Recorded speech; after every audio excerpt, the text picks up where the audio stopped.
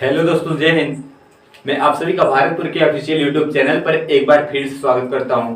दोस्तों, आज हम लोग स्टैटिक जीके का वीडियो नंबर 20 शुरू करने जा रहे हैं। तो दोस्तों, चलिए देखते हैं कि वीडियो नंबर 20 में किस प्रकार के प्रश्न दिए गए हैं। आइए दोस्तों, देखते हैं।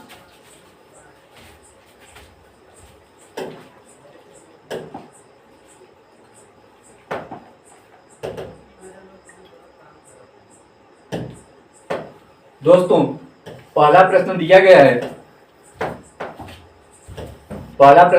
कि पानीपत के तीसरे युद्ध में अहमद शाह अब्दाली से किसने युद्ध किया था।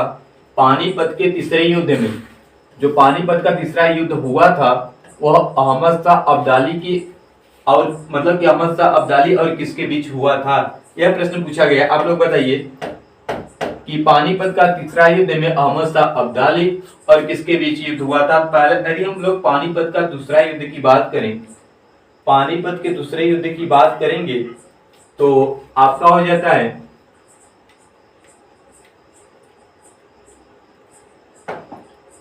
दोस्तों पानीपत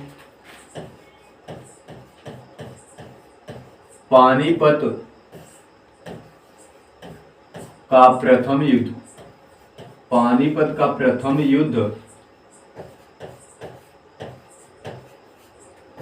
पानीपत का प्रथम युद्ध 21 अप्रैल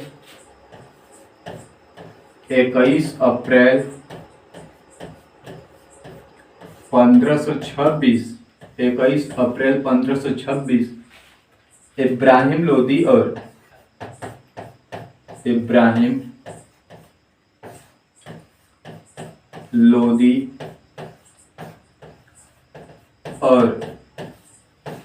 बाबर के बीच लड़ा गया। इब्राहिम लोदी और बाबर के बीच लड़ा गया।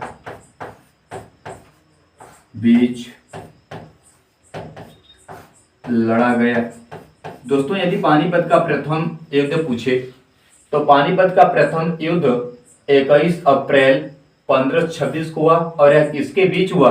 तो यह इब्राहिम लोदी और बाबर के बीच हुआ। किसके बीच? इब्राहिम लोदी और बाबर के बीच हुआ। यदि हम लोग पानीपत का द्वितीय युद्ध की बात करेंगे तो पानीपत का द्वितीय युद्ध आपका हो जाता है पानीपत का द्वितीय युद्ध। तो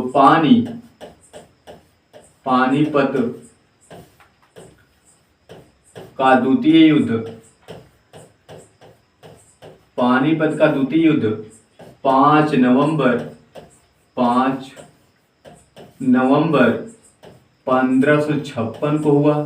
5 नवंबर 1556 को हुआ और किसके बीच लड़ा गया? तो यह हेमू और अकबर के बीच लड़ा गया। हेमू और अकबर के बीच लड़ा गया। तो दोस्तों, पानीपत का दूसरा युद्ध पूछे तो पानीपत का दूसरा युद्ध 5 नवंबर 1556 को हुआ और किसके बीच हुआ? तो हेमू और अकबर के बीच हुआ। अब पानीपत का प्रथम युद्ध पूछे तो पानीपत का प्रथम युद्ध 21 अप्रैल 1526 को हुआ और यह इब्राहिम लोदी और बाबर के बीच लड़ा गया। दोस्तों, प्रश्न क्या पूछा है कि पानीपत के तीसरे युद्ध में अहमद शाह अब्दाली से किसने युद्ध किया था। तो पानीपत का तीसरा युद्ध की बात करेंगे तो पानीपत का तीसरा युद्ध 1761 में लड़ा गया। किस सन में लड़ा गया? तो यह 1761 में लड़ा गया और किसके बीच लड़ा गया? तो यह अहमद शाह अब्दाली और मराठों के बीच लड़ा गया। किसके बीच? अहमद शाह अब्दाली और मराठों के बीच लड़ा गया। तो पहले प्रश्न का ऑप्शन नंबर सी क्या हो जाएगा? बिल्कुल राइट हो जाएगा। दोस्तों, आपका मराठा क्या हो जाएगा? बिल्कुल सही हो जाएगा। तो पानीपत का तीसरा युद्ध अहमद शाह अब्दाली और मराठों के बीच लड़ा गया। तो दोस्तों, पहले प्रश्न का ऑप्शन नंबर सी क्या हो जाएगा? बिल्कुल राइट हो जाएगा। चलिए हम लोग चलते हैं अपने अगले प्रश्न की ओर।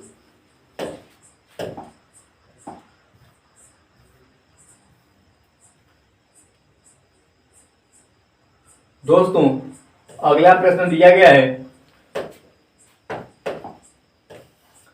कि भारत में दूसरा सबसे बड़ा कच्चे तेल उत्पादन का राज्य कौन सा है। मतलब कि इसमें पूछा कि भारत का दूसरा सबसे बड़ा राज्य कौन सा है जो कच्चे तेल का उत्पादन करता है। यदि हम भारत के पहले राज्य की बात करें तो भारत का पहला राज्य, भारत का पहला राज्य कच्चा तेल उत्पादन करने वाला, कच्चा तेल उत्पादन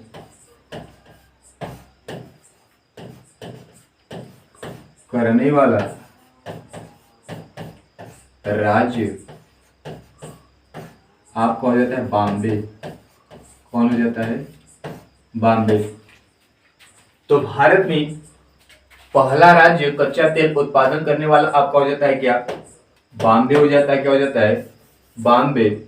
और इसमें क्या पूछा कि भारत में दूसरा सबसे बड़ा कच्चा तेल उत्पादन करने वाला राज्य कौन सा है? इसमें दोस्तों पूछा दूसरा कौन सा है, तो दूसरा की हम लोग बात करेंगे तो कच्चा तेल उत्पादन करने वाला दूसरा राज्य आपका हो जाता है राजस्थान। कौन सा हो जाता है?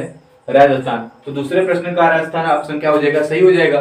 तो दोस्तों दूसरे प्रश्न का ऑप्शन नंबर सी क्या हो जाएगा? बिल्कुल सही हो जाएगा। दूसरा पूछेगा तो आपका हो जाएगा राजस्थान, और पहला यदि पूछेगा तो आपका हो जाएगा बॉम्बे। क्या हो जाएगा? बॉम्बे। तो चलिए दोस्तों हम लोग चलते हैं अपने अगले प्रश्न की ओर।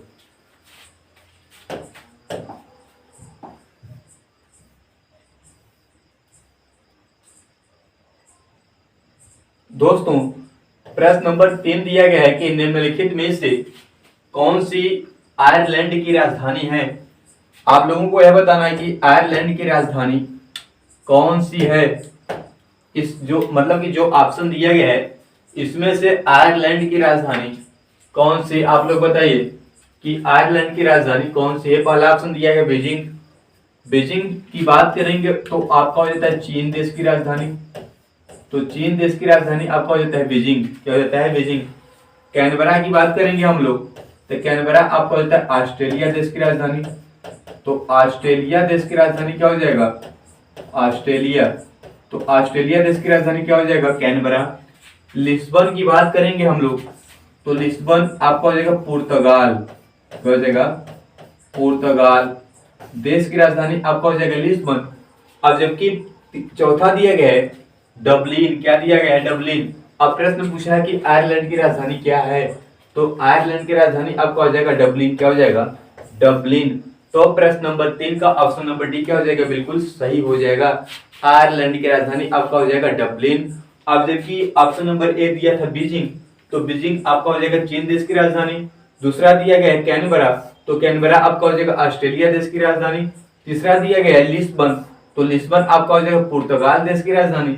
और जो कि चौथा दिया गया है डबलिन, तो डबलिन आपका हो जाएगा आयरलैंड देश की राजधानी। तो आयरलैंड देश की राजधानी आपका हो जाएगा डबलिन। तो चलिए दोस्तों हम लोग चलते हैं अपने नेक्स्ट प्रश्न की ओर।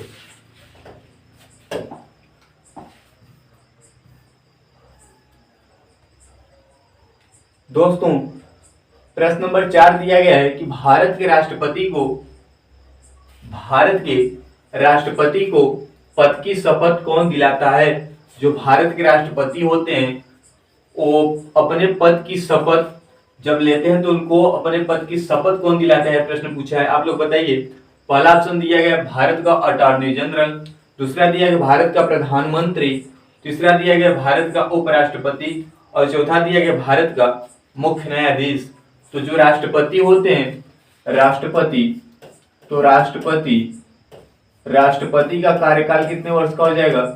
तो राष्ट्रपति का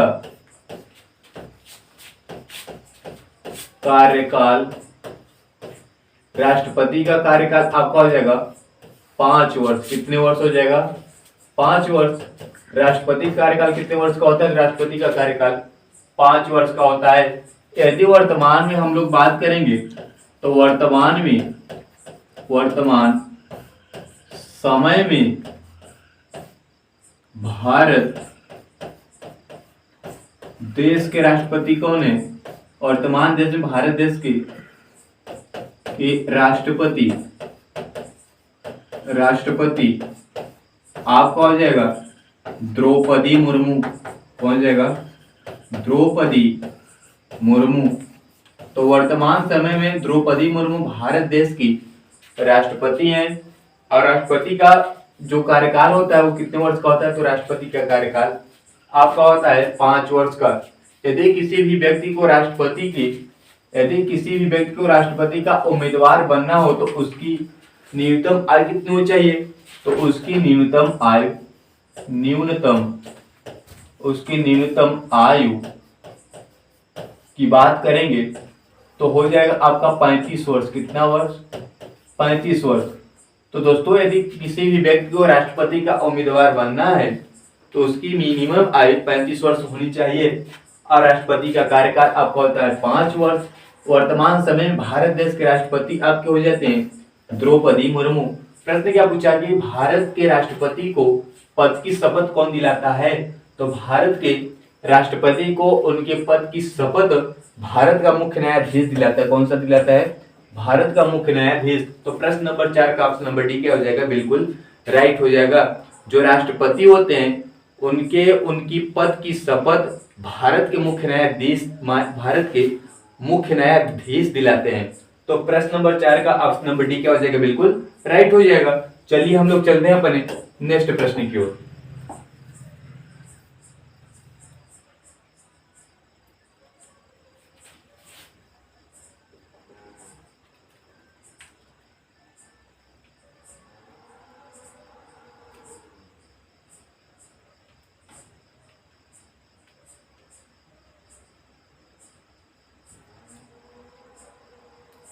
दोस्तों प्रश्न नंबर 5 दिया गया है।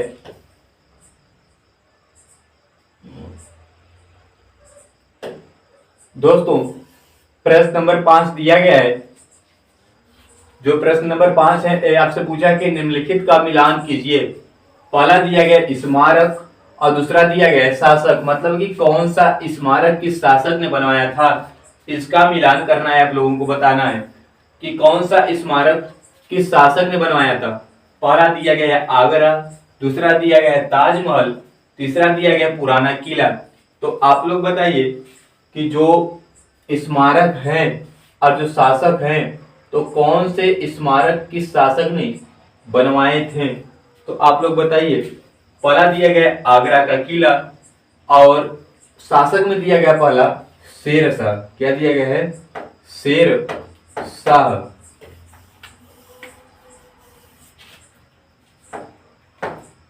तो दोस्तों यदि हम लोग बात करेंगे तो आगरा का किला, तो आगरा का किला आपका हो जाता है किससे संबंधित हो जाता है? आप लोग बताइए। तो आगरा का जो किला है, आगरा का किला बनवाया था अकबर ने। किसने बनवाया था? अकबर ने। तो आगरा का किला आपका हो जाता है अकबर से संबंधित। फिर दूसरा दिया गया ताजमहल। क्या दिया गया है? ताजमहल। ताजमहल की बात करेंगे तो हो जाएगा शाहजहां। ताजमहल का निर्माण किसने करवाया था? तो ताजमहल का निर्माण शाहजहां ने करवाया था। और जबकि तीसरा दिया गया पुराना किला, तो पुराना किला की बात करेंगे तो यह हो जाएगा शेर शाह। क्या हो जाएगा? शेर शाह। तो दोस्तों आगरा का किला आपका हो जाएगा अकबर। तो पहले का आपका हो जाएगा बी। पहले क्या हो जाएगा? बी। फिर उसके बाद दिया गया ताजमहल, मतलब कि दूसरे का आपका हो जाएगा सी। फिर उसके बाद दिया गया है, क्या दिया गया दोस्तों? दूसरे का हो गया सी और तीसरा दिया है पुराना किला। तो तीसरे का आपका हो जाएगा ए। क्या हो जाएगा? ए। तो आप लोग बताइए कि पहले का बी, दूसरे का सी और तीसरे का ई किस ऑप्शन में दिया गया है। तो यदि हम लोग बात करेंगे पहले ऑप्शन की तो पहले का ए, तो पहले का यहाँ क्या है? बी है। पहले क्या है? बी। तो ए तो गलत हो जाएगा। फिर दूसरे की बात करेंगे हम लोग, ऑप्शन नंबर बी की बात करेंगे तो पहला दिया गया एक का बी और इसमें एक का बी सही है। फिर उसके बाद दिया गया 2 का सी, इसमें दिया गया 2 का सी। फिर उसके बाद दिया गया 3 का ए और इसमें दिया गया 3 का ए। तो प्रश्न ऑप्शन नंबर बी क्या हो जाएगा? बिल्कुल राइट हो जाएगा। क्या हो जाएगा दोस्तों? बिल्कुल राइट हो जाएगा। आगरा का किले का निर्माण, तो आगरा के किले का निर्माण अकबर ने करवाया था। ताजमहल का निर्माण शाहजहां ने करवाया था। और जबकि पुराना किले का निर्माण तो शेरशाह सूरी ने करवाया था। किसने करवाया था? शेरशाह सूरी ने करवाया था। तो प्रश्न नंबर 5 का ऑप्शन नंबर बी क्या हो जाएगा? बिल्कुल राइट हो जाएगा। दोस्तों हम लोग चलते हैं अपने अगले प्रश्न की ओर।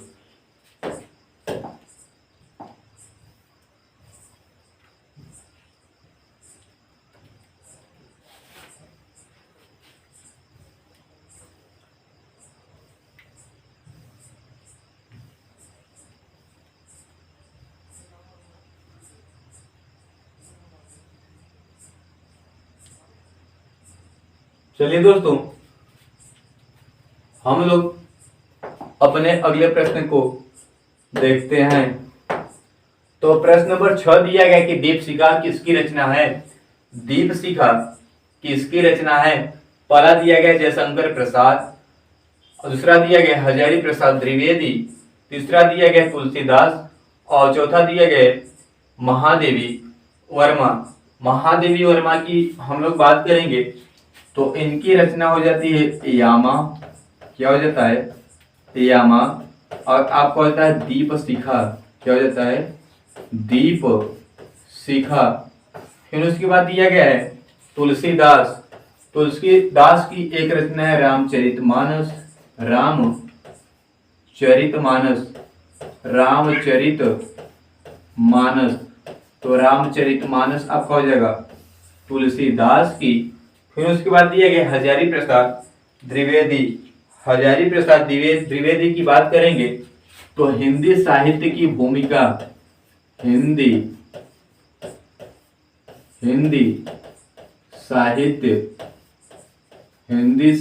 की भूमिका, हिंदी साहित्य की भूमिका। तो हिंदी साहित्य की भूमिका किसकी रचना है। तो हिंदी साहित्य की भूमिका हजारी प्रसाद द्विवेदी की रचना है। अब फिर उसके बाद दिया गया जयशंकर प्रसाद। तो जयशंकर प्रसाद की हम लोग बात करेंगे दोस्तों, जयशंकर प्रसाद जी की बात करेंगे तो आप लोग बताइए जयशंकर प्रसाद की किन्हीं एक दो रचनाओं के नाम। तो आप लोग बताइए जयशंकर प्रसाद की कौन सी रचना है। हम लोग जयशंकर प्रसाद जी की रचना की बात करेंगे तो इनकी रचनाएं हो जाएंगी आपका कामायनी, कामायनी। उसके बाद आपका हो जाएगा आंसू, क्या हो जाएगा आंसू लहर, आंसू लहर। फिर उसके बाद आपका हो जाएगा झरना, क्या हो जाएगा झरना। तो ये जयशंकर प्रसाद जी की रचनाएं हैं। पहला हो गया कामायनी, दूसरा हो गया आंसू, तीसरा हो गया लहर, फिर उसके बाद हो गया झरना। जबकि हजारी प्रसाद द्विवेदी की जी की रचनाएं हिंदी साहित्य की भूमिका, तुलसीदास जी की रचनाएं रामचरितमानस, महादेवी वर्मा की जी की रचनाएं तो यामा और दीपशिखा। प्रश्न क्या पूछा है कि दीपशिखा किसकी रचना है। तो दीपशिखा महादेवी वर्मा जी की रचना है। तो प्रश्न नंबर 6 का ऑप्शन नंबर डी क्या हो जाएगा, बिल्कुल राइट हो जाएगा। तो दीपशिखा जो रचना है, दीपशिखा महादेवी वर्मा जी की रचना है। चलिए हम लोग चलते हैं अपने अगले प्रश्न की ओर।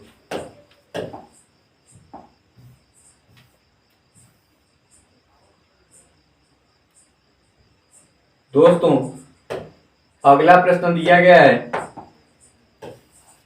कि असहयोग आंदोलन किस वर्ष प्रारंभ हुआ था। असहयोग आंदोलन किस वर्ष प्रारंभ हुआ था। असहयोग आंदोलन, असहयोग आंदोलन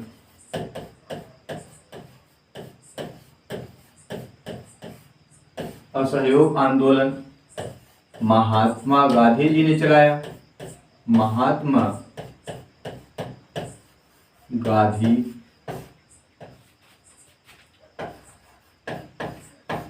जी द्वारा चलाया गया।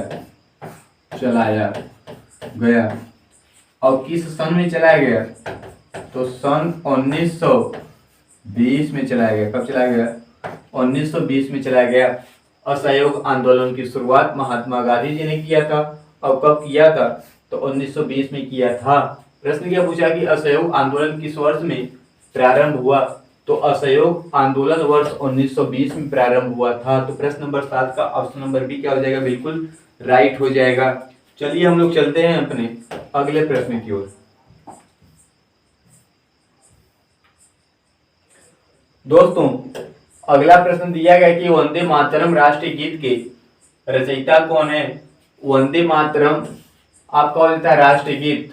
तो राष्ट्रीय गीत के रचयिता कौन है। पहला दिया गया अरविंद घोष, दूसरा दिया गया बंकिम चंद्र चटर्जी, तीसरा दिया गया शरद चंद्र चट्टोपाध्याय, चौथा दिया गया रविंद्रनाथ टैगोर। तो राष्ट्रगान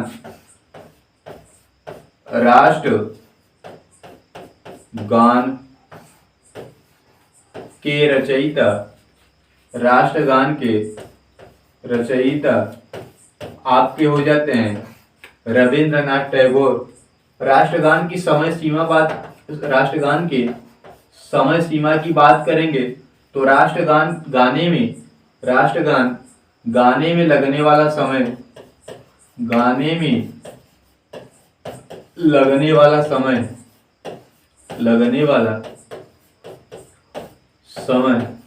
तो राष्ट्रगान गाने में लगने वाला समय आपको हो जाता है 52 सेकेंड।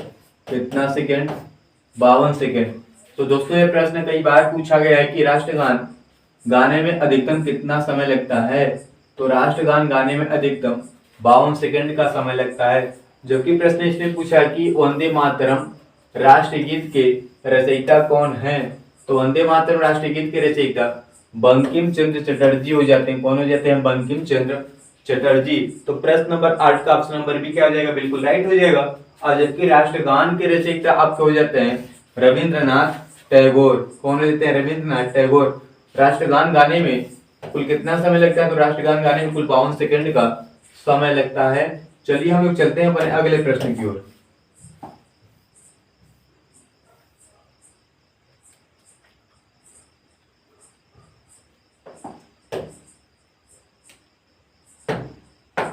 दोस्तों प्रश्न नंबर 9 दिया गया है कि CO2 कार्बन डाइऑक्साइड को हरित गृह गैस क्यों कहा जाता है।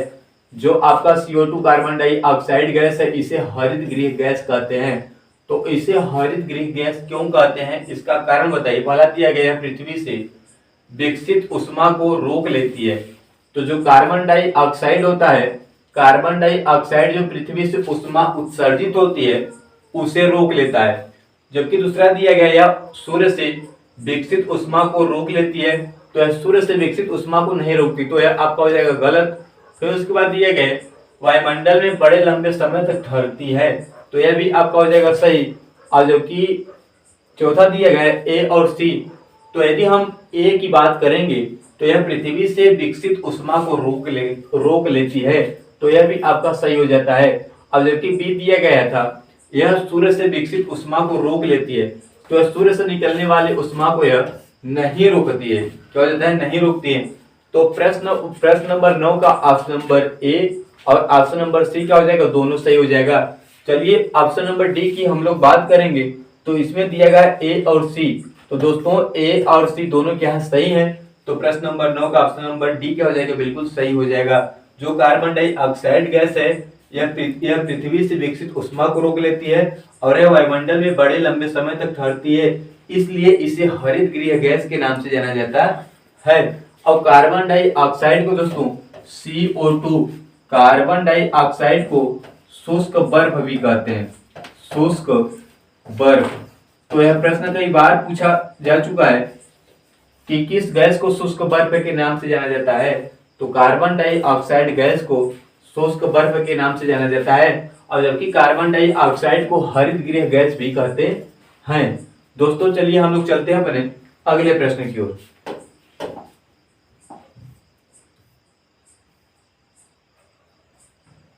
दोस्तों अगला प्रश्न दिया गया है कि मानव शरीर में प्रचुर मात्रा में कौन सा तत्व है।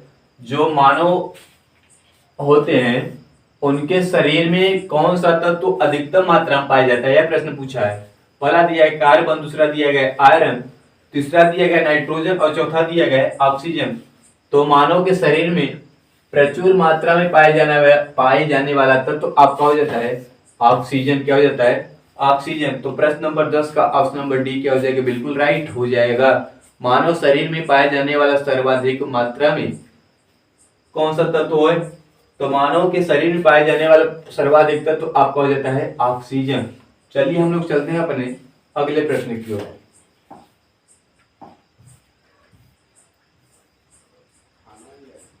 दोस्तों अगला प्रश्न दिया गया है सांद्र सल्फ्यूरिक अम्ल का सामान्य सूत्र है। जो आपका सांद्र सल्फ्यूरिक अम्ल होता है उसका सामान्य सूत्र आप लोगों को बताना है। तो तो दोस्तों आप लोग इसका जवाब दीजिए कि सांद्र सल्फ्यूरिक अम्ल का सामान्य सूत्र क्या होगा। पहला दिया गया है HCl, तो HCl को कहते हैं हाइड्रोक्लोरिक अम्ल, हाइड्रोक्लोरिक अम्ल, तो हो जाएगा हाइड्रोक्लोरिक अम्ल। तो HCl को हाइड्रोक्लोरिक अम्ल कहते हैं। जबकि बी दिया गया है CO2, तो CO2 आपको आ जाएगा कार्बन डाइऑक्साइड, CO2 क्या हो जाता है, कार्बन डाइऑक्साइड। तीसरा दिया गया है H2SO4 और चौथा दिया गया है SO2, तो SO2 कहते हैं सल्फर डाइऑक्साइड,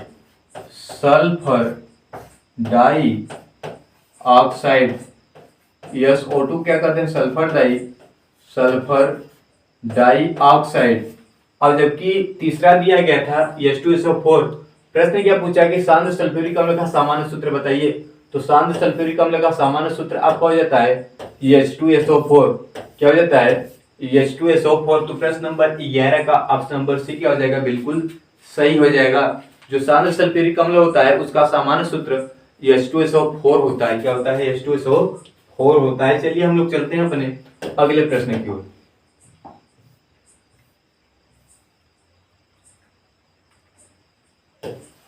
दोस्तों प्रश्न नंबर 12 दिया गया कि भारत में प्रथम महिला IPS अधिकारी कौन है। भारत में प्रथम महिला IPS अधिकारी कौन है। पहला दिया गया सरोजिनी नायडू, तो सरोजिनी नायडू की बात करेंगे हम लोग, तो प्रथम राज्यपाल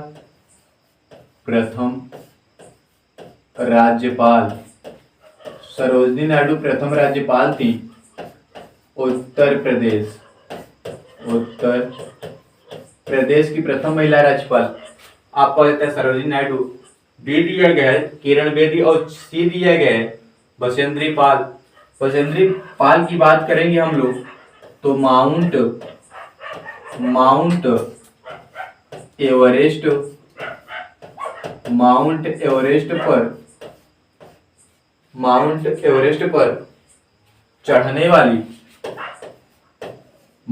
एवरेस्ट पर चढ़ने वाली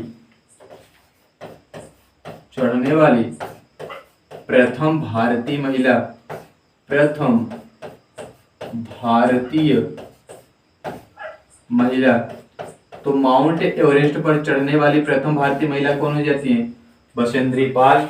दे दिया गया है इंदिरा गांधी की हम लोग बात करेंगे, तो भारत की प्रथम महिला प्रधानमंत्री, भारत की प्रथम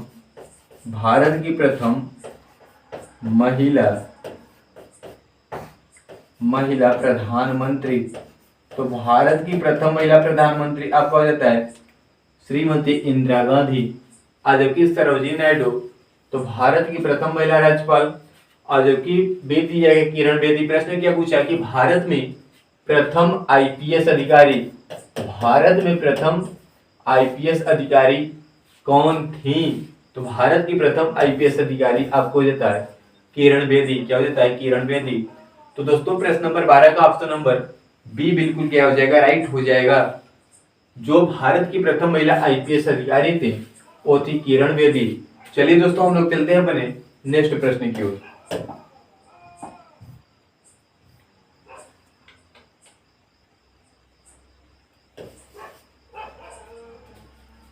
दोस्तों प्रश्न नंबर 13 दिया गया है। प्रश्न नंबर 13 दिया है कि 14 नवंबर है, मतलब कि जो 14 नवंबर होता है उस दिन क्या मनाया जाता है। पहला दिया गया विश्व एड्स दिवस। बात करेंगे विश्व एड्स दिवस की, तो 1 दिसंबर को क्या मनाया जाता है, तो 1 दिसंबर को विश्व एड्स दिवस मनाया जाता है। कौन सा दिवस, विश्व एड्स दिवस। बी दिया गया विश्व मधुमेह दिवस। सी दिया गया विश्व पर्यावरण दिवस। तो विश्व पर्यावरण दिवस की बात करेंगे तो आपका हो जाएगा 5 जून। 5 जून को क्या मनाया जाता है, तो 5 जून को विश्व पर्यावरण दिवस मनाया जाता है। और जबकि डी दिया गया विश्व जनसंख्या दिवस। तो विश्व जनसंख्या दिवस की बात करेंगे तो आपका हो जाएगा 11 जुलाई। तो 11 जुलाई को मनाया जाता है, तो 11 जुलाई को विश्व जनसंख्या दिवस मनाया जाता है। जबकि प्रश्न पूछा कि 14 नवंबर है तो 14 नवंबर आपको मनाया जाता है विश्व मधुमेह दिवस। कौन सा दिवस? विश्व मधुमेह दिवस। तो विश्व मधुमेह दिवस क्या हो जाएगा? बिल्कुल सही हो जाएगा।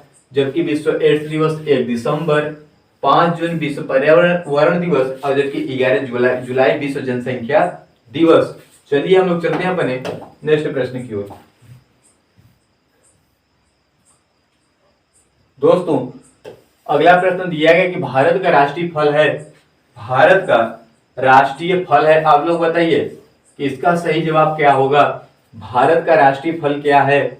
आप लोग बताइए कि इसका सही जवाब क्या होगा। पहला दिया गया आम, दूसरा दिया गया अनानास, तीसरा दिया गया सेब और चौथा दिया गया अंगूर। तो भारत का राष्ट्रीय फल आपका हो जाता है आम। क्या हो जाता है? आम। प्रश्न नंबर 14 का ऑप्शन नंबर ए बिल्कुल क्या हो जाएगा? राइट हो जाएगा। चलिए हम लोग चलते हैं अपने नेक्स्ट प्रश्न की ओर।